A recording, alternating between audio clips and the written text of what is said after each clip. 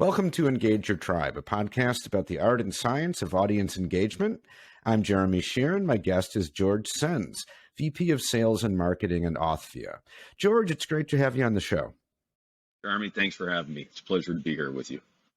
So Engage Your Tribe is brought to you by Tribal Knowledge Podcasting. We are a full-service B2B podcasting agency, and we help brands use podcasting as a fun and efficient way to have authentic, non-salesy conversations with the buyers and decision makers you need to get to know to grow your business.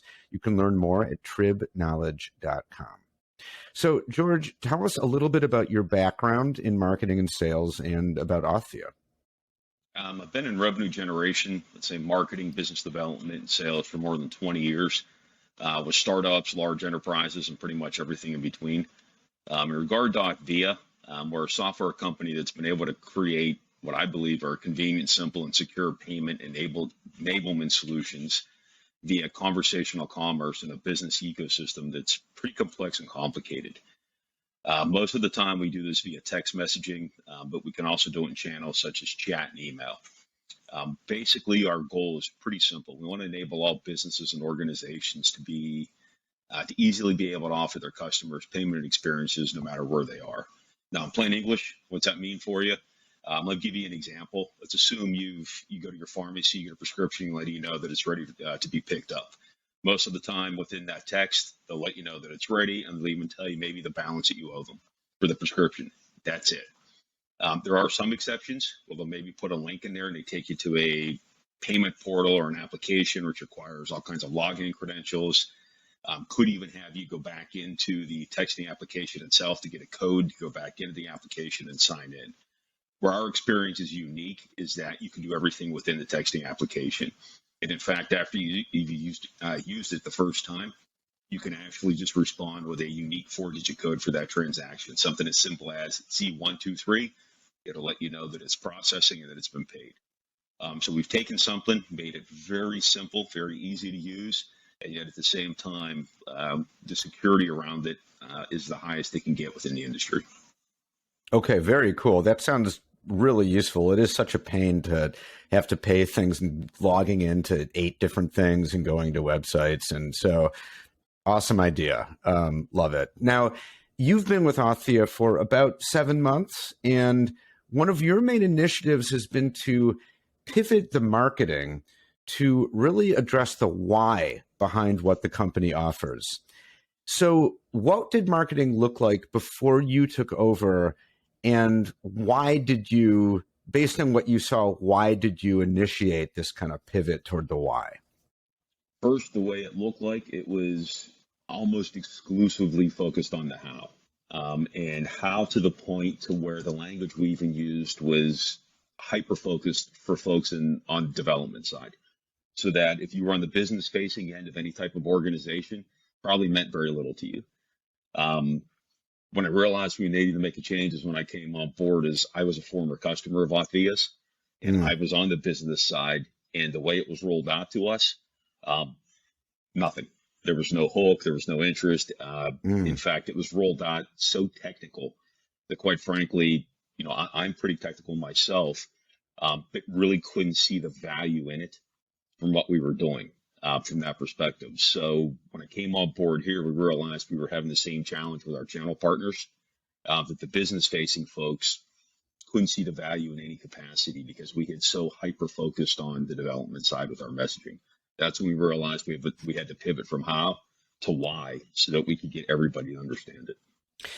God, that's so interesting. It's, as you just described for us, for the audience, what the product does. And maybe it's partly because you and I talked before, so I understand the value, but I can see that when things get too technical, too in the weeds, just the thing itself isn't enough. It doesn't sell itself, right? Even though it's this great way of solving this problem, if you don't actually articulate it, like tell the story, focusing on the why, people literally just can't see it, right? That's kind of amazing.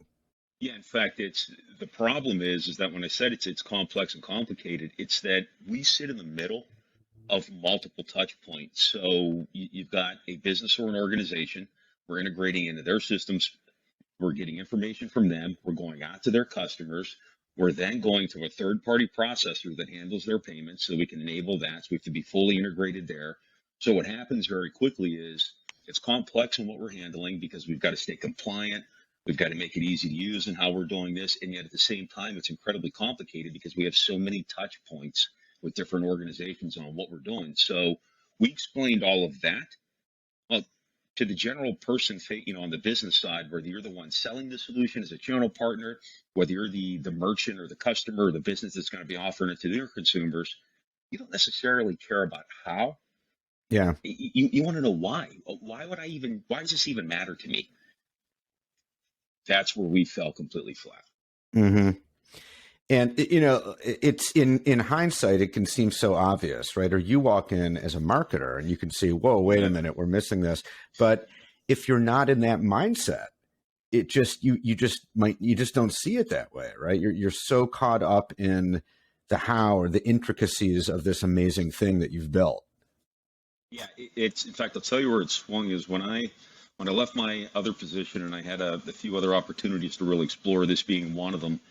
And then I told the guys that founded the company and to this day I still run it at Authvia that I'll listen to what you have to say. I'm certainly engaged.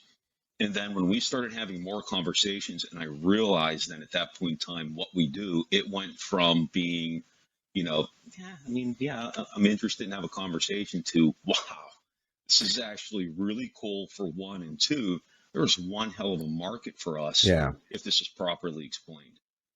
And so that's why I really joined the company, thinking, boy, if we actually can line this up correctly and really articulate what we're doing or what we can do, it's going to change the way people look at us.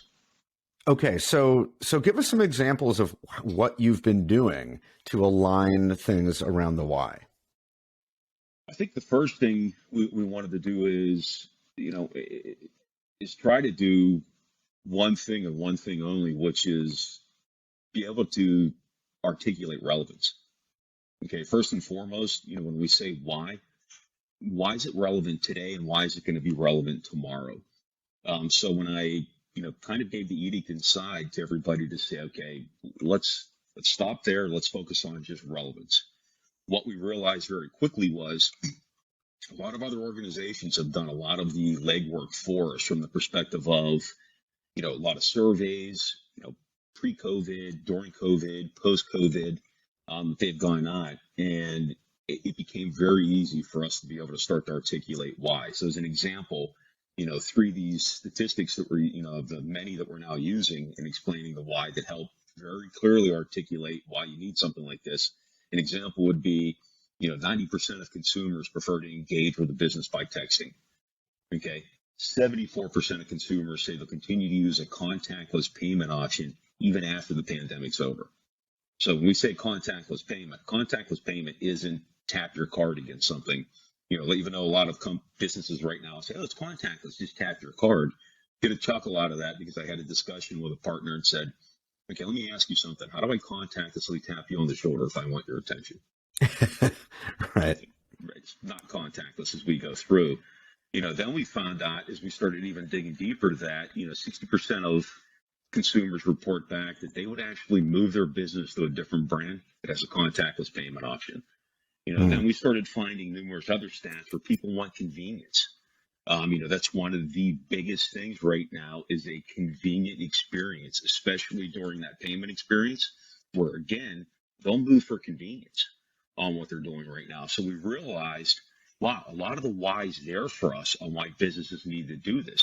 Because first and foremost, what's going to drive business, what their consumers are really looking for. So in this case, we know what the consumers are looking for. We've got the solution. Now it's up to us to articulate that why. Take these statistics and start putting even use cases to the different businesses that, are customers of ours. Okay, so if I'm hearing you correctly, the first part of this is just doing some research, finding some data, right?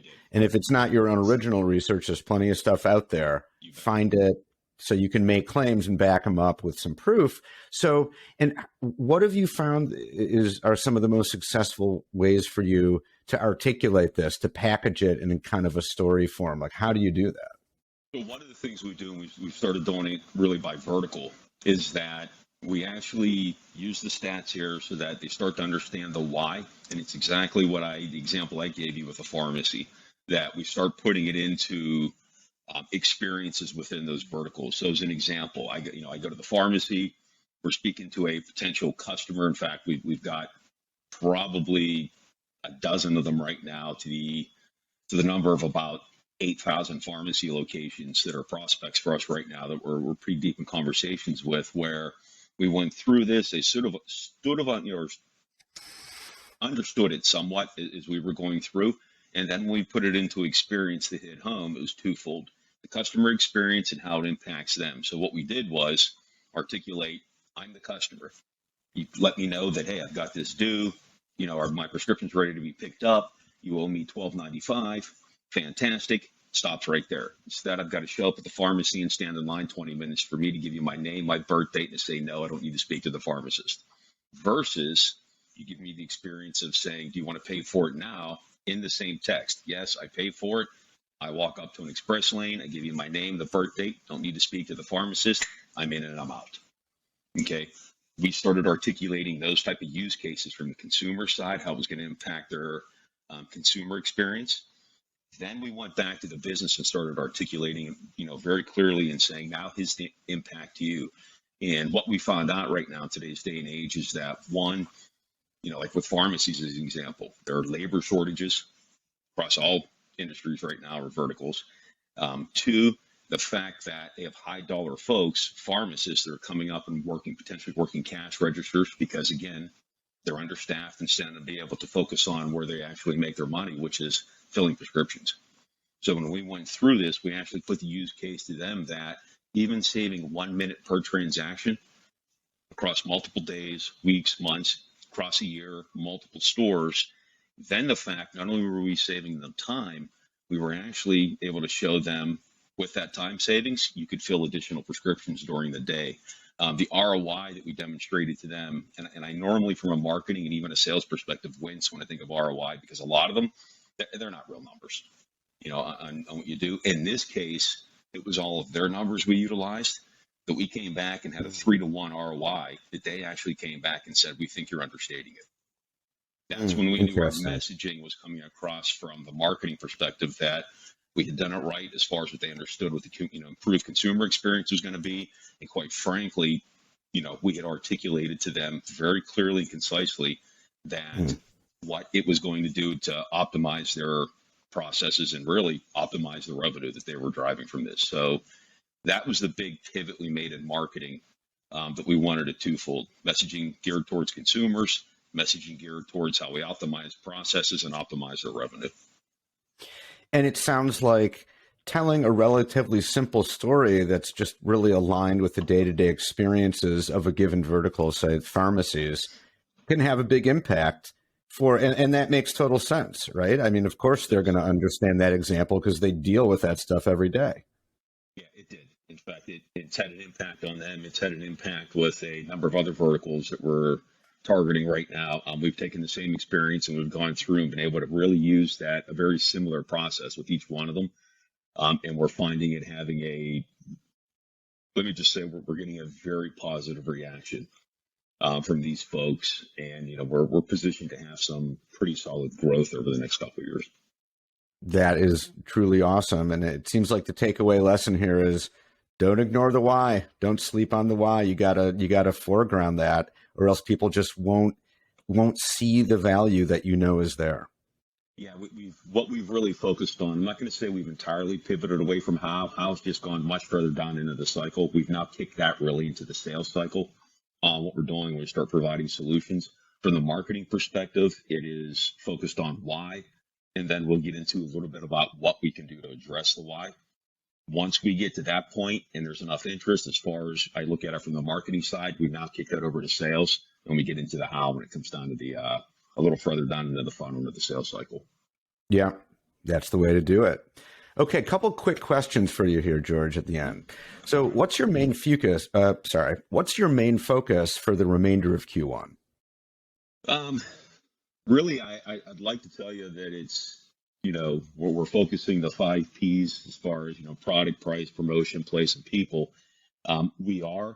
What we're really trying to do is make this messaging consistent across not only the verticals, but even internally. So our folks are singing from the same sheet that we're going Mm-hmm.